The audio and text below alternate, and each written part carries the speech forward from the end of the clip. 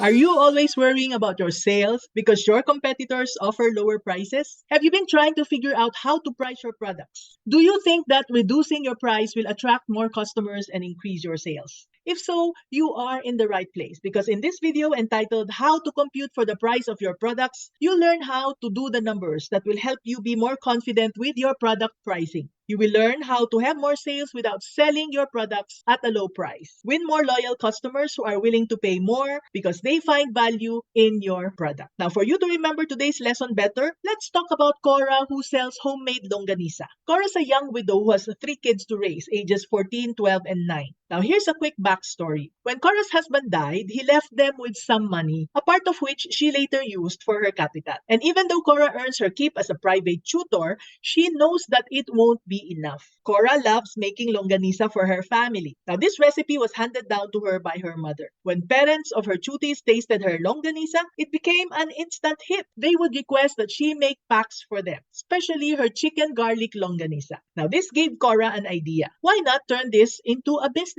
And so she started selling her longanisa to the moms of her tutees, and then she later expanded to more households in her area. The problem is that Cora soon realized that she sold them at a break-even price. And now she thought of increasing her price. But then she thought, how can I compete with the other sellers? She feared that she might lose her customers if she sold longanisa at a higher price. If I continue selling them at a low price, how will my business generate a profit? She thought. Torn, clueless, and stressed, Cora decided to message me. Mommy N, I'm worried that I'm only wasting my time and energy on a business that has no future. I assured her, don't be so stressed when you can do something about it. But what should I do, Mommy N? She asked. I want to earn more money and grow my business without sacrificing the quality of my products. Time and again, this is the problem of many businesses. The owners think that selling at a low price is the secret to winning more customers and increasing sales. Many years ago, I made the same mistake, and I learned a lot from that very costly mistake. So to answer Cora's question, and if you have the same problem, let me share with you that it's not about pricing low, but it's about pricing right. When you price your products the right way, you will earn the profit that will make you happy. You need to compute the markup. A markup is a percentage you add to your cost to make the profit you want.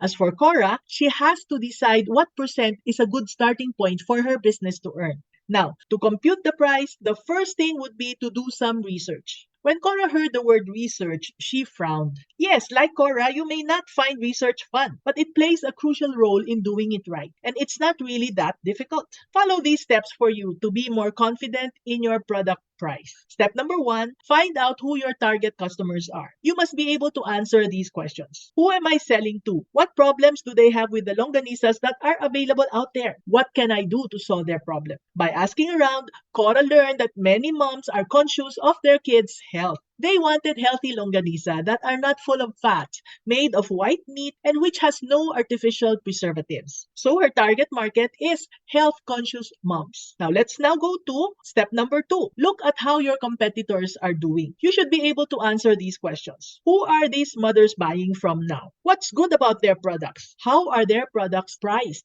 Look for feedback or product reviews from customers so you will know what kind of longanisa to make. That's different from them and which are preferred by your target customers. At this point, Cora will create the product and have her customers taste them while continuously adjusting the quality based on their feedback.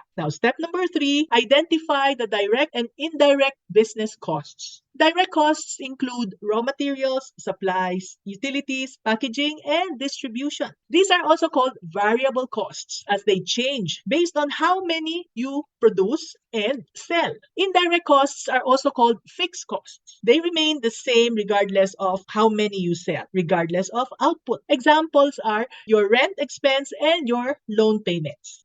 Once you have identified these, you can now proceed to step number 4. Compute the price. Using Cora's products as an example, list all the ingredients and materials, including how much each of them cost. A quick disclaimer here as I give you examples. I won't be using actual figures. These numbers are only for illustration purposes, okay?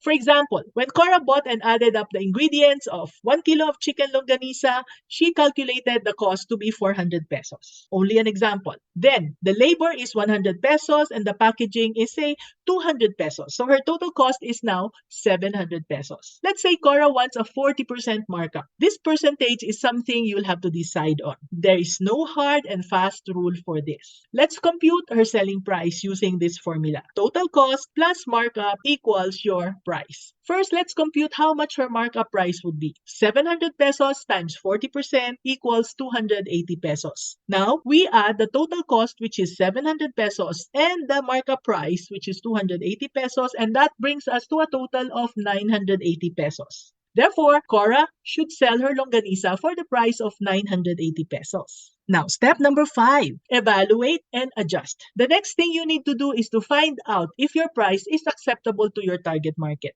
For Cora, it's the health-conscious mothers. Because this is a special kind of longanisa that only Cora makes, she can charge higher than the ordinary fat-filled, preservative-laden pork longanisa that others sell. So, you must see what works for your business to be profitable while staying in the game. Remember that the rule of thumb is to never compete on price. Business is about solving your customers' problems. It's about how your products will benefit them. So follow the 5 steps we talked about in this video and you won't worry about the others who are selling at a lower price. Cora did that, and guess what? She got more customers because they know that not only does her longanisa taste good, they also know that she is a stickler about food safety protocols in her kitchen. This is Mommy N, your Mommy Negosyo, saying, be business-minded, Pinoy!